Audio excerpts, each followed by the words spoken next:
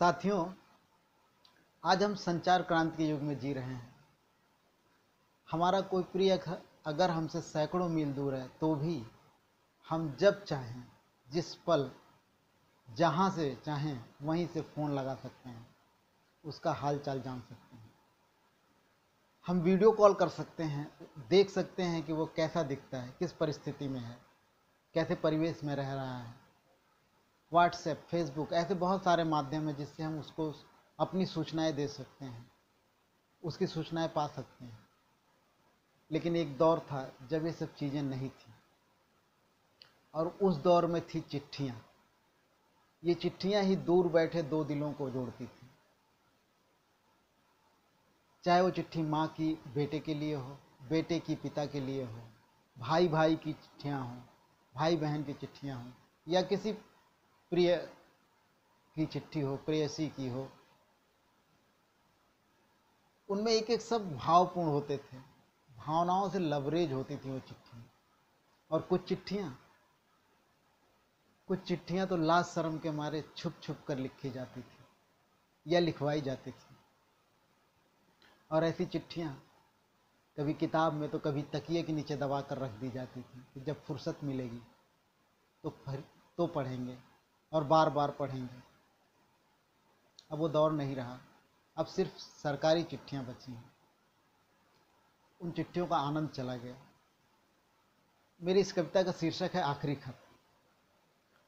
आप इस कविता को उन चिट्ठियों का प्रारूप मान सकते हैं, एक मजमून उनका मान सकते हैं। एक मुद्दत हुए किसी को खत लिखे हुए, एक मुद्दत हुए किसी को खत लिखे हुए, किसी के जवाबी खत का इंतजार किए हुए। वैसे भी अब सचल दूरभाष पर सबसे ही बात हो जाती है, वैसे भी अब सचल दूरभाष पर सबसे ही बात हो जाती है, पर मन की हर बात कहकर तो नहीं कही जाती है। वैसे भी अब सचल दूरभाष पर सबसे ही बात हो जाती है, पर मन की हर बात कहकर तो नहीं कही जाती है। इसलिए सोचता हूँ कि एक खत लिख ही डालूं, सबसे पहले श्री सरस्वती उपमा योग लिखूं, सबसे पहले श्री सरस्वती उपमा योग लिखूं, कुशल क्षेम पूछूं, मंगल कामना करूं, फिर धान की कटाई, गेहूं की बुआई, जेठ आषाढ़ सावन भादों की बेरुखाई, घर का बढ़ता बोझ, दिन दिन बढ़ती महंगाई, घर के दरवाजे पर खड़े नीम के पेड़ का अनायास टूटकर गिरना, घर के दरवाजे पर खड़े नीम के पेड़ का अनायास टूटकर गिरना, बूढ़ी अम्मा का खांस खांस कर रात रात भर रत जगा करना, घर के दरवाजे पर खड़े नीम के पेड़ का अनायास टूट कर गिरना, बूढ़ी अम्मा का रात रात भर खांस खांस कर रत जगा करना, घर गृहस्थी खेत खलिहान, पास पड़ोस रूठे मेहमान, 100 आफत एक अकेली जान, व्याकुल मन प्राण लिख डालूं, पर लिफाफे पर किसका नाम किसका पता डालूं।